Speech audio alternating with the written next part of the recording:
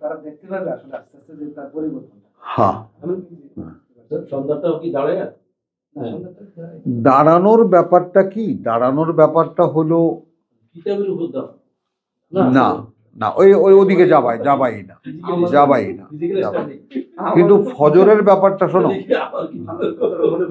এলাকার লোকজন বলছে কিতাবের উপর দাঁড়াইতে বলেছে,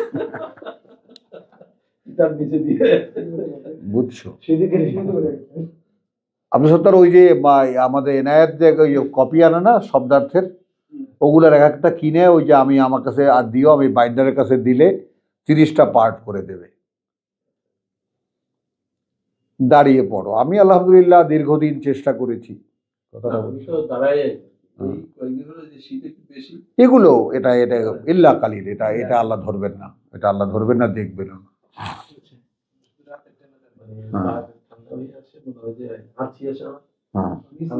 দুইটা টাইমই হলো যত আমাদের এখন বর্তমান সমস্ত বিজনেস তো এই দুই সময়, সকালবেলা ঘুমাবার সময় আর সন্ধ্যাবেলা কাজের সময়, আড্ডা মারার সময়, আনন্দের সময়, খেলা দেখার সময়।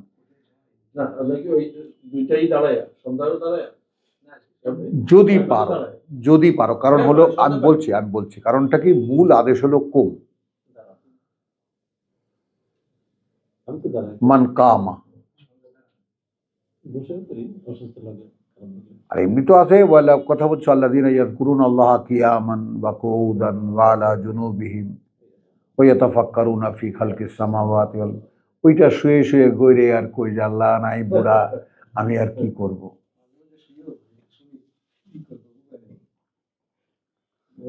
তুমি দেখো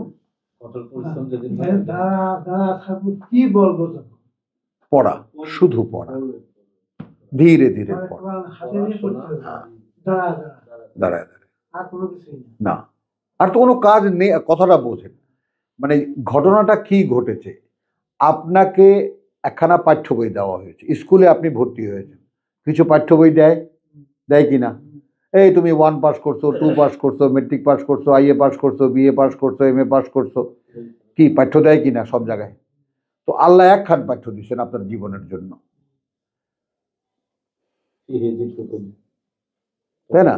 ওই যে আমার নাতি নাতিরা ও মানে কোনো বাংলা জিনিস ইংরেজিতে কইয়া বুঝাইতে হয়, বাংলা বুঝাতে হয় ইংরেজিতে বলে। এটা আমার একটা সেই গোয়ার তুমি যে আমি দেখবো ভাষার দূরত্বটা কোন জায়গায়। ভাষা তো আসলে কোনো ডিফারেন্সই না, কোনো আড়ালই না, ভাষাকে যে কোনো ভাবে ভেদ করা যায়। কথা বলছেন, এই যেমন এই যে এই ছেলেটা না মাদ্রাসায় পড়েছে, না কোনোদিন আরবি পড়েছে, না কিছু করেছে, এখন তো কোরআন পড়লে আরবি বুঝতে পারে, কেমন করে বুঝতে পারে?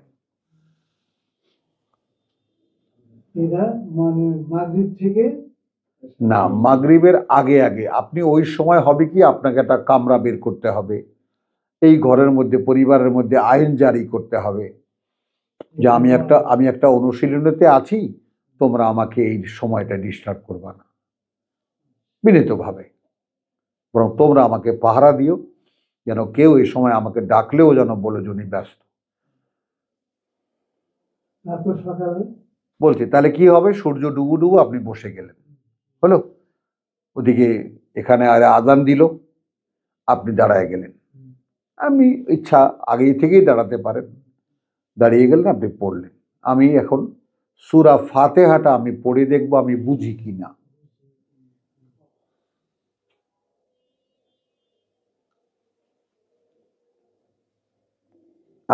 আমি 100 বার পড়ব, এইরকম না আলহামদুলিল্লাহ মালিক এরকম না,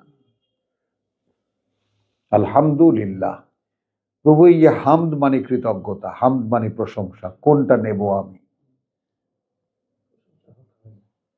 তোমার কিসের প্রশংসা করবো? আমি কে? আমার কি অস্তিত্ব যে আমি তোমার প্রশংসা করব? প্রশংসা করে বন্ধু বন্ধুকে, প্রশংসা করে সমসাময়িককে, আল্লাহর কে প্রশংসা করবে কে? কিসের প্রশংসা করবো আমি? তাই না জিনিসটা? আরে দোষ, সাব্বাস, আরে কি সুন্দর। আমাদের চোখের সামনে যা দেখা যায় তার প্রশংসা করা যায়। আল্লাহর কি প্রশংসা আমরা মানুষ কি করে করবে? কৃতজ্ঞতা। নিঃশ্বাস নিতে পারছি, নিঃশ্বাস তুলতে পারছি, খেতে পারছি, হজম করতে পারছি, শুনতে পাচ্ছি, দেখতে পাচ্ছি, বুঝতে পারছি, হাঁটতে পারছি। প্রভু তোমার কিতাব সন্ধান করে খুঁজেও পেয়েছি, আমি কৃতজ্ঞ।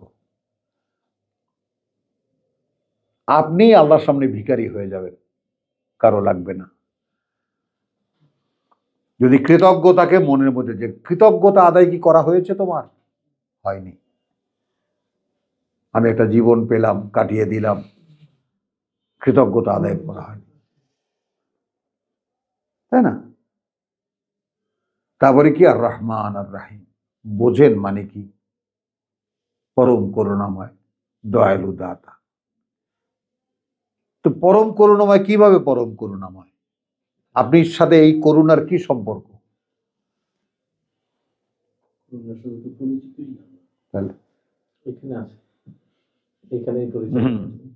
পরম করুণাময় আপনার সাথে সম্যক কি সম্পর্ক এই করুণার সাথে? দয়ালু দাতা। তো এইটা আমার একজন গুরুজন একটা উদাহরণ দিয়েছে, আমিও আপনাদের সামনে রাখি, যে করুণা হলো সেই উত্তাল সাগরের ঢেউয়ের মতো। সাগরে যখন ঝড় ওঠে যে ঢেউ হয় আর কি, আল্লাহর করুণার উপরেই তো আমাদের প্রতি মুহূর্তে টিকে থাকে, তাই না? আর দয়া হলো দাওয়াম।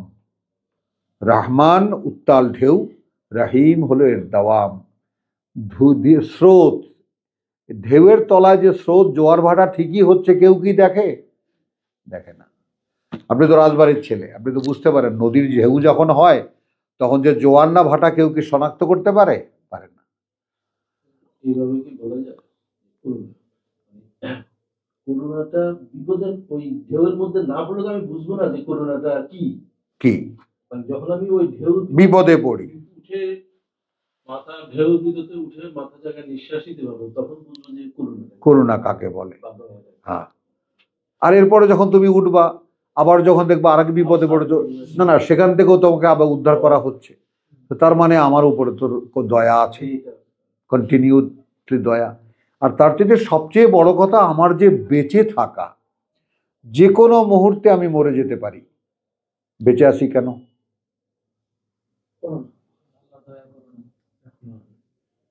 না, একটা তো হলো আমার লাইফ স্প্যান আছে, আমাকে দেওয়ার সময়সীমা আছে, সেজন্য আমি বেঁচে আছি।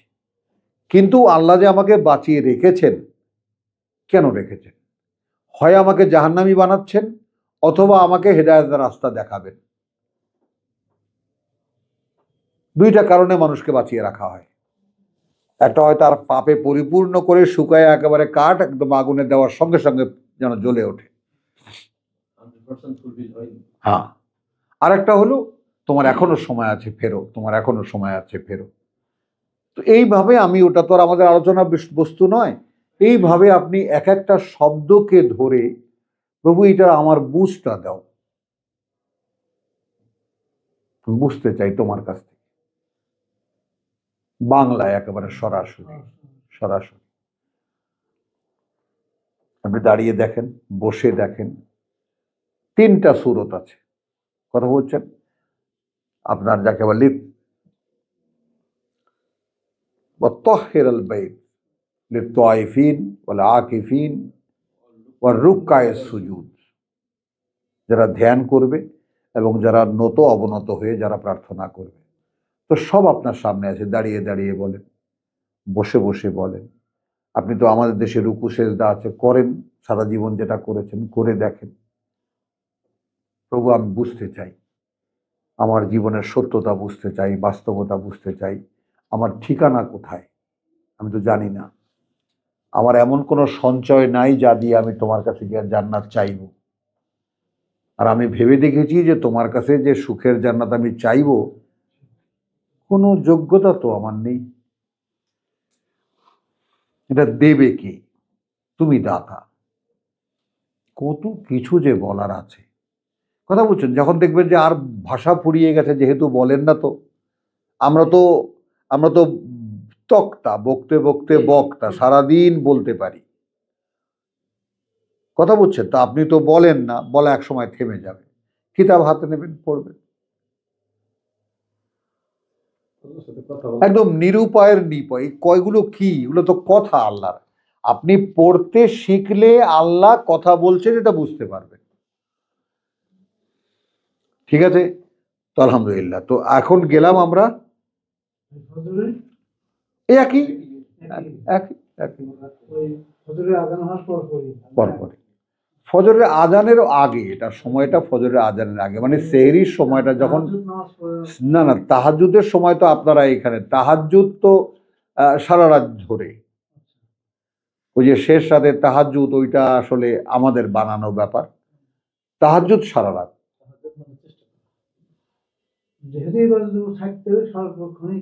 তার মানে আপনি এশার পরেই, মানে ওই যেমন আছে না যে আপনি এশার পরেই ঘুমিয়ে পড়বেন, ঘুমিয়ে পড়লে আপনি তখন আপনি দেখবেন যে 12টা 1টার পরে আপনার বাপের সাধ্য নেই ঘুমিয়ে থাকা, ঘুম ভেঙেই যায়। আর গ্রামের দেশের কথাটা বুঝছেন, মফস্বলের শহর, আপনারা 8টা 9টার পরে জেগে থাকবেন কেন? ঘুমিয়ে পড়লেন, দেখবেন রাত 3টার দিকে চোখ, তখন থেকে দাঁড়িয়ে যান সূর্যোদয় পর্যন্ত। চেষ্টা করা। এখন ওই রাত্রি জাগরণ তর্জমা করে কি করবা তুমি? জোহদ, চেষ্টা করা। হ্যাঁ, থেকে ঘুম ভেঙে ওঠা। যা এখন এটা আমি আর এইটার মধ্যে যাবো না, এটা অনেক তর্ক হয়েছে। এটার আসল বাস্তবতা কেউ বলতে পারে না। ফাতাহাজ্জাদ বিহি, এই যে আমি বলছিলাম ঠেলাঠেলি করো এটা নিয়ে, হুমায়ুন ওইটার এই মার্কেটিং করে দিছে। ইব্রাহিম আলাইহিস সালাম যখন যখন তার জাতির কাছে গেছে হজ করতে, একই রুট মনে হয়। দেখো, দাও দাও আমরা শেষ করি।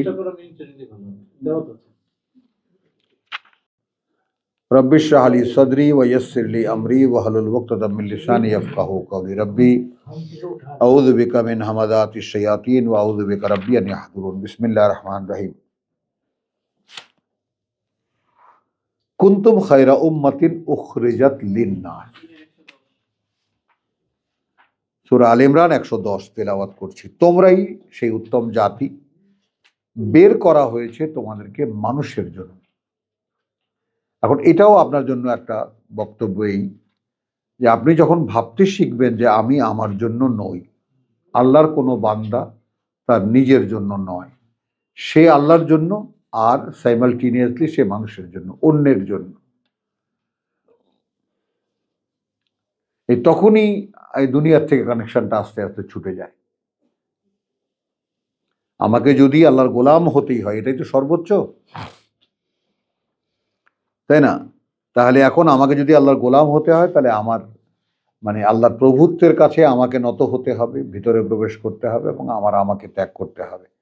এখানে আরো বলছেন যে তোমরা, তোমাদেরকে খায়রা উম্মাতিন, তোমরা সেই এক জনগোষ্ঠী, উত্তম জনগোষ্ঠী, বের করা হয়েছে মানুষের জন্য। তা'মুরুনা বিল মারুফ ওয়া তানহাউনা আনিল মুনকার, তোমরা মানুষকে প্রেরণা দেবে, উৎসাহিত করবে বিল মারুফ, সকলের জানা যে বিষয়টি তা দিয়ে, সর্বজন পরিচিত যে জিনিস, ভালো ভালো কাজ করবা তা না। এই ভালো ভালো কাজ, আমলুস সালেহ, মানে এই যে ভালো ভালো, এই তর্জমা কোথাও, এটা তো ভালো ভালো কাজ করবা, সৎ কাজের আদেশ করো। সৎ কাজ কোথায় আছে? বিল মারুফ, আরাফা, যেটা সকলে জানে। কোরআন দিয়ে বলছি ভাই আপনাকে। আর আমর মানে আদেশ, ওই জামাত ইসলামের শাসনে যেতে হবে, উলিল আমর হতে হবে, আদেশের মালিক হতে হবে। কে বলছে তোমাকে? আমর মানে কি খালি আদেশ? আমর মানে বিষয়, আমর মানে প্রেরণা, আমর মানে উৎসাহিত করা, উজ্জীবিত করা। এই যেমন আমি এখন কি করছি, আমর বিল মারুফ, আমি আপনাকে উজ্জীবিত করতেছি। আপনিও জানেন কোরআন, আমিও জানি কোরআন। ওয়া তানহাউনা আনিল মুনকার, এবং নিষেধ করে তারা এখানে যা যা কিছু নিষেধ করা হয়েছে সেই সব থেকে। ওয়া তুমিনুনা বিল্লাহ, পুঁজি কি? বিশ্বাস রাখে আল্লাহর প্রতি। আসেন, এই বিশ্বাস কি আপনার আছে? নাই। ওয়ালাউ আমানা আহলুল কিতাব, এমত অবস্থায় যদি বিশ্বাস আনতো যারা কিতাবের দাবি করে, লাকানা খায়রান লাহুম, হতে পারতো তাদের জন্য ও একটা সম্পদ, ভালো না, হ্যাঁ, পরকালে বিনিময় পাওয়ার জন্য।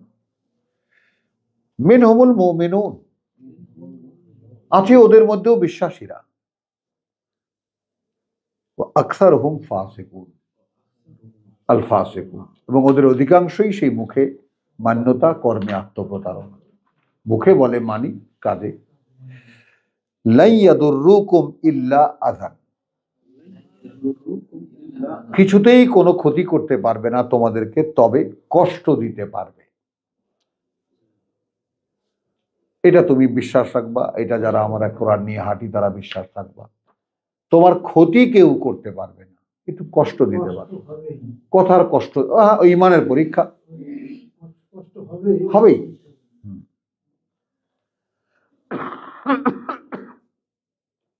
ওয়াইন ইউকাতিলুকুম, ওরা যদি যুদ্ধ করতে আসে তোমাদের সাথে, ইউয়াল্লুকুমুল আদবার,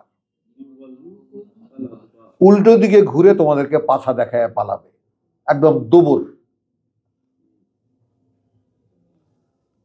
সুম্মা লা ইউনসারুন, এরকম যদি উপর হয়ে পালায়, এরপরে অর্থাৎ চিহ্নিত হয়ে গেলে এখনো তো তোমাদের সঙ্গে মিলেমিশে আছে, ঝগড়াটা লেগে গেলে যখন যুদ্ধ বেঁধে যাবে তখন তো এই পক্ষ ওই পক্ষ হয়ে যাবে, আর এই পক্ষ ও পক্ষ হয়ে গেলেই তো তখন পালাবে যুদ্ধ লাগলে।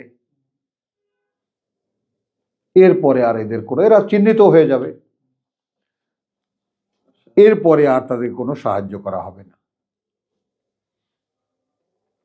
হলো দুরিবাত আলাইহিমুজ জিল্লাতু আইনামা সুকিফু,